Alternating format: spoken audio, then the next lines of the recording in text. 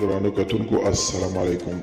زه محمد سلمان همدرد د حق غږ پښتو چینل خبري لنډیز کې ستاسو کوربه اوس تاسو پام را اړوم د مهمو خبرونو لنډیز ته. اسلام آباد کې د افغان سفیر د لورو پر تښتونې او ربړونې نړیوال ورځپاڼې مقالې لیکلي دي. په اسلام آباد کې د افغانستان د سفیر نجیب الله علي خیل د لور د تښتونې او ربړونې په قضیې باندې ګڼو ورځپاڼو مقالې خپرې کړي دي. د امریکا د بهرنیو چارو وزارت ویان په یوه خبري کنفرانس کې ویلي چې دوی په نږدې ورځو کې شاوخوا 2500 افغان همکاران له افغانستانه وباسي او په موقته توګه یې په ورجینیا کې په پورټ لی نظامي اډه کې ځای پر ځای کوي.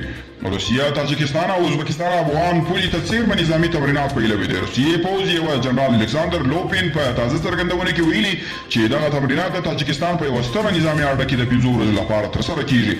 او د پاکستان د مسلم لیگ نون ګوند یوې مشري ویلي چې د افغان سفیر د لور تښتونه د پاکستان بهرني سیاست ناکامي ده.